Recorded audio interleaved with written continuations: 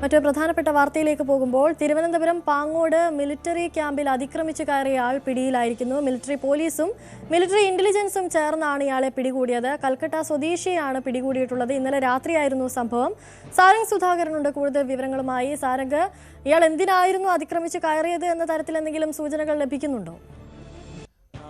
കഴിഞ്ഞ ദിവസമായിരുന്നു അനുശ്രീ ഇത്തരത്തിൽ ഒരു അതിക്രമിച്ച് കയറാനുള്ളൊരു ശ്രമം ഇയാൾ നടത്തിയത്. ജാർഖണ്ഡ് സ്വദേശിയാണെന്നാണ് ഇപ്പോൾ ലഭിക്കുന്ന വിവരം.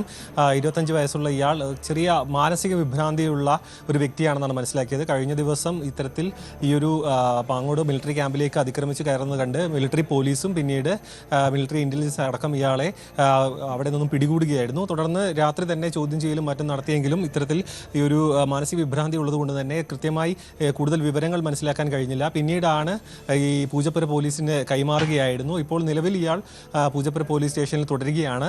ഇപ്പോഴും കൂടുതൽ വിവരങ്ങൾ പോലീസിനോ മിലിറ്ററി ഇന്റലിജൻസിനോ മിലിറ്ററി പോലീസിനോ കാര്യങ്ങൾ വ്യക്തമായിട്ടില്ല. കാരണം ഈ ഒരു മാനസിക വിഭ്രാന്തി ഉള്ളത് കൊണ്ട് തന്നെ ഇയാളിൽ നിന്നും കൂടുതൽ കാര്യങ്ങൾ മനസ്സിലാക്കാൻ കഴിഞ്ഞിട്ടില്ല.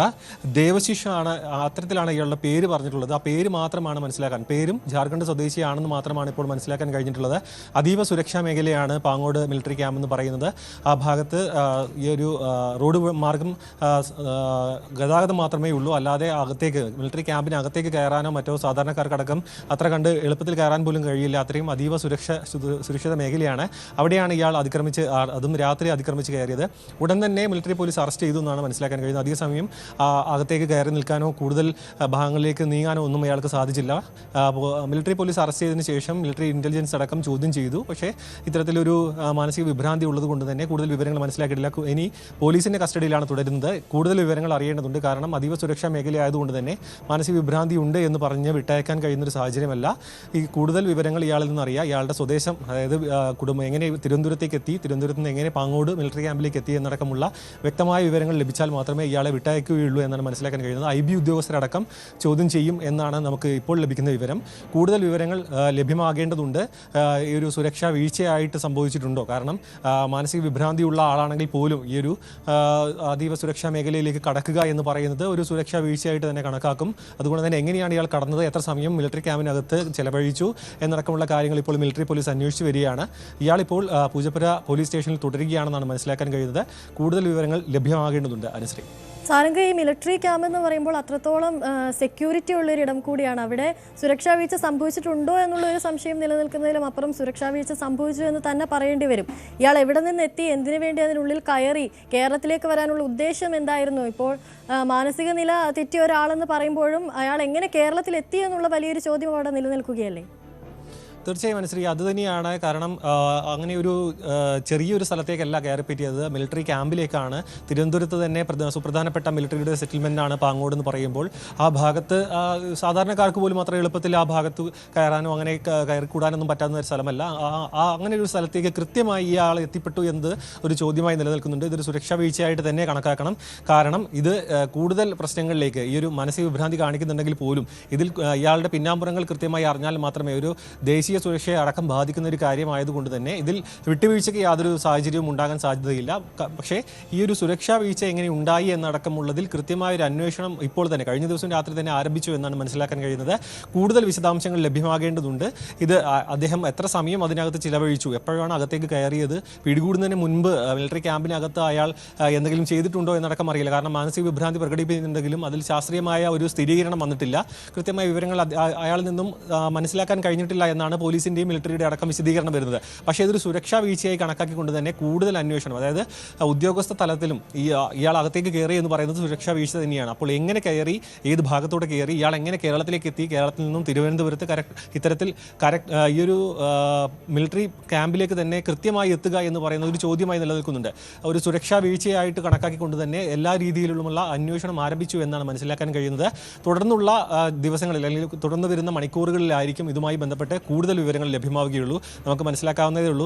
ഈ ഒരു അതീവ സുരക്ഷാ മേഖല ആയതുകൊണ്ട് തന്നെ ഇയാളുമായി ബന്ധപ്പെട്ടുള്ള അന്വേഷണവും അതേപോലെ തന്നെ രഹസ്യമായിട്ട് തന്നെ ആയിരിക്കും. പക്ഷേ ഈ ഒരു സുരക്ഷാ വീഴ്ച പുറത്തേക്ക് വന്നതുകൊണ്ട് തന്നെ ഇതിലൊരു വിശദീകരണം മിലിറ്ററിയുടെയും ഇന്റലിജൻസ് ബ്യൂറോയുടെ അടക്കം ഉള്ളൊരു വിശദീകരണം ഉണ്ടാകാൻ സാധ്യതയുണ്ട്.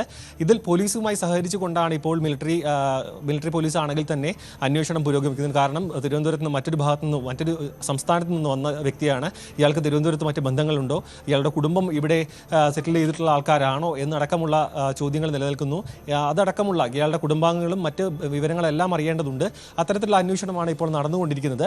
അതിൽ കൂടുതലായി വിവരങ്ങൾ ലഭിച്ചാൽ മാത്രമേ മാനസിക വിഭ്രാന്തിയുള്ള ആളാണോ അല്ലെങ്കിൽ ഇതിൽ മറ്റ് എന്തെങ്കിലും പിന്നാമ്പുറങ്ങളുണ്ടോ എന്നടക്കമുള്ള ചോദ്യങ്ങൾക്ക് ഒരു വ്യക്തമായ ഉത്തരം ലഭിക്കുകയുള്ളൂ. അനുശ്രീ, സാരംഗ്, അതുപോലെ തന്നെ സാരംഗ് പറഞ്ഞതുപോലെ കൽക്കട്ടയിൽ ഇയാളുടെ ബന്ധുക്കൾ ആരൊക്കെയാണ്, കൽക്കട്ടയിൽ ഇയാളുടെ ചരിത്രം എന്തായിരുന്നു, കുടുംബം ആരൊക്കെയാണ് എന്നുള്ള കാര്യങ്ങളൊക്കെ അറിയേണ്ടതുണ്ട്. കൂടാതെ കൽക്കട്ടയിലുള്ള ഒരാൾ ഇവിടെ എത്തുമ്പോൾ ഇയാൾക്ക് കേരളത്തിൽ ആരെങ്കിലുമായിട്ട് ബന്ധമുണ്ടോ, ആ ബന്ധം ഏത് തരത്തിലുള്ളതാണ് എന്ന തരത്തിലുള്ള അന്വേഷണങ്ങളൊക്കെ പുരോഗമിക്കുകയാണോ? തീർച്ചയായും അനുശ്രീ, ആദ്യം കൽക്കട്ട സ്വദേശി എന്ന് അറിഞ്ഞിരുന്നുവെങ്കിലും പിന്നീട് മിലിറ്ററിയുടെ ഭാഗത്തു നിന്നടക്കമുള്ള വിശദീകരണം ജാർഖണ്ഡ് സ്വദേശി എന്നായിരുന്നു. അതിലടക്കം അതായത് ഈ ഒരു അതീവ സുരക്ഷയുമായി ബന്ധപ്പെട്ടുള്ള ഒരു വിഷയമായതുകൊണ്ട് തന്നെ കൃത്യമായ വിവരങ്ങൾ മാധ്യമങ്ങളിലേക്ക് അടക്കം മിലിറ്ററി പുറത്തേക്ക് വിടുന്നില്ല. കാരണം ഇതിലൊരു സ്ഥിരീകരണം വരേണ്ടതുണ്ട്. മാത്രമല്ല ഉത്തരേന്ത്യൻ സ്വദേശി ആയതുകൊണ്ട് തന്നെ നിലവിൽ തിരുവനന്തപുരത്ത് പല ഭാഗങ്ങളിലായി ഇത്തരത്തിലുള്ള അതിഥി തൊഴിലാളികളടക്കം താമസിച്ചുകൊണ്ട് ജോലി ചെയ്യുന്നവർ നിരവധിയുണ്ട്. അവർ കൂട്ടമായി താമസിക്കുന്ന പല മേഖലകളും ഉണ്ട്. അവിടെ നിന്നാണോ ഇയാൾ ഈ ഒരു ക്യാമ്പിലേക്ക് എത്തിയത്, ആ പരിസര പ്രദേശം ഏതെങ്കിലും ഭാഗത്തുള്ള അതിഥി തൊഴിലാളികൾ കൂട്ടമായി താമസിക്കുന്ന ഭാഗത്ത് നിന്നും ഇയാൾ എത്തിയതാണോ എന്നൊരു ചോദ്യമുണ്ട്. കാരണം ഉത്തരേന്ത്യൻ സ്വദേശി എന്ന് പറയുമ്പോഴും കേരളത്തിലുടനീളം ഇത്തരത്തിൽ അതിഥി തൊഴിലാളികൾ കേരളത്തിൽ താമസിച്ച് ജോലി ചെയ്ത് മക്കളടക്കം ഇവിടെ പഠിക്കുന്ന ഒരു സാഹചര്യം ഇപ്പോൾ കേരളത്തിൽ നിലവിലുണ്ട്. അതുകൊണ്ട് ഉത്തരേന്ത്യയിലേക്ക് കാര്യങ്ങൾ എത്തുന്നതിന് മുൻപേ കേരളത്തിൽ ഇയാളുടെ ബന്ധം, കേരളത്തിൽ എങ്ങനെയാണ് ഇയാൾ എത്തിയതെന്നും കേരളത്തിൽ ഇയാൾക്ക് ബന്ധങ്ങളുണ്ടോ അല്ലെങ്കിൽ ജോലിയുമായി ബന്ധപ്പെട്ട് എത്തിയതാണോ അല്ലെങ്കിൽ എങ്ങനെയാണ് കേരളത്തിൽ ഇയാളുടെ ഒരു സാഹചര്യം എന്ന് മനസ്സിലാക്കിയതിന് ശേഷമായിരിക്കും ഉത്തരേന്ത്യയിലടക്കം കാര്യങ്ങൾ അന്വേഷണത്തിലേക്ക് കടക്കുക. കാരണം ഇത് മിലിറ്ററിയുമായി ബന്ധപ്പെട്ട് നിൽക്കുന്ന ഒരു വിഷയമായതുകൊണ്ട് തന്നെ IB അടക്കം ഈ വിഷയത്തിൽ ഇടപെട്ടു എന്നാണ് നമുക്ക് മനസ്സിലാക്കാൻ കഴിയുന്നത്. അതുകൊണ്ട് ജാർഖണ്ഡും കൽക്കത്തയും അടക്കം കേന്ദ്രീകരിച്ചുകൊണ്ടുള്ള മിലിറ്ററിയുടെ അന്വേഷണം ആരംഭിച്ചു കഴിഞ്ഞിട്ടുണ്ട്. ഇതിലൊരു സുരക്ഷാ വീഴ്ചയുടെ ഒരു വിഷയം നിലനിൽക്കുന്നതുകൊണ്ട് തന്നെ ഉദ്യോഗസ്ഥ തലത്തിലും അന്വേഷണം ഉണ്ടാകും. അകത്ത് നിന്നാണ്, അതായത് മിലിറ്ററി ക്യാമ്പിൻ്റെ അകത്ത് നിന്ന് ഇയാളുടെ പിടികൂടി കയറാനുള്ളൊരു ശ്രമം നടത്തുമ്പോൾ പിടികൂടുന്നത് പോലെയല്ല മിലിറ്ററി ക്യാമ്പിന് അകത്ത് നിന്ന് പിടികൂടുന്നത്. അത് അതീവ സുരക്ഷാ വീഴ്ചയാണ്. അദ്ദേഹം അതിനകത്ത് എന്തൊക്കെ ചെയ്തിട്ടുണ്ടെന്ന് അറിയില്ല. മാത്രമല്ല മാനസിക വിഭ്രാന്തി പ്രകടിപ്പിക്കുന്നു എന്ന് മാത്രമേ നമുക്ക് മനസ്സിലാക്കാൻ കഴിഞ്ഞിട്ടുള്ളൂ. ഇയാളുടെ കൂടെ വേറെ ആരെങ്കിലും ഉണ്ടായിരുന്നു, ശ്രദ്ധ തിരിക്കാൻ വേണ്ടി ഇയാളെ കൂടെ ഉണ്ടായിരുന്ന പലരും ഇയാളെ ഒപ്പം കൂട്ടി ശ്രദ്ധ തിരിക്കാൻ വേണ്ടി കൊണ്ടുവന്നതാണോ അടക്കമുള്ള ചോദ്യങ്ങൾ നിലനിൽക്കുന്നുണ്ട്. അതുകൊണ്ട് തന്നെ ഇതൊരു അതീവ ഗൗരവമുള്ളൊരു വിഷയമായി നിലനിർത്തിക്കൊണ്ട് അന്വേഷണം പുരോഗമിക്കുകയാണ്. അതിൽ സംസ്ഥാന പോലീസിൻ്റെയും സഹകരണമുണ്ട്. ഈ കൂടുതൽ വിവരങ്ങൾ മനസ്സിലാക്കണമെങ്കിൽ കുറച്ച് മണിക്കൂറുകളടക്കം കാത്തിരിക്കേണ്ടി വരും. അതിലും സ്ഥിരീകരണം, ഈ ഒരു സുരക്ഷാ പ്രശ്നം നിലനിൽക്കുന്നത് കൊണ്ട് തന്നെ മിലിറ്ററിയുടെ ഭാഗത്തു നിന്നുള്ള ഒരു വിശദീകരണം പുറത്തേക്ക് വരാൻ കൂടുതൽ സമയമെടുക്കുമെന്നാണ് മനസ്സിലാക്കാൻ കഴിയുന്നത്. അനുശ്രീ, ശരി. സാരംഗ് സുധാകരനാണ് വിഷയത്തിൽ കൂടുതൽ വിവരങ്ങൾ നൽകിയത്. പാങ്ങോട് മിലിറ്ററി ക്യാമ്പിലാണ് ഇത്തരമൊരു സംഭവം ഉണ്ടായിരിക്കുന്നത്. അതീവ സുരക്ഷ നിലനിൽക്കുന്ന ഒരു ഇടം കൂടിയാണ് മിലിറ്ററി ക്യാമ്പൊക്കെ. അവിടെ ഇത്തരമൊരു സംഭവം ഉണ്ടാകുമ്പോൾ അതിന് പിന്നിലുണ്ടായ ശ്രമം എന്തായിരുന്നു, ലക്ഷ്യം എന്തായിരുന്നു എന്നുള്ള കാര്യങ്ങളിലൊക്കെ ഒരു വ്യക്തത വരേണ്ടതുണ്ട്. അതൊക്കെ ഇനി വരും നിമിഷങ്ങൾ അറിയാൻ സാധിക്കുമെന്ന് കരുതാം. സാരംഗാണ് കൂടുതൽ വിവരങ്ങൾ നൽകിയത്.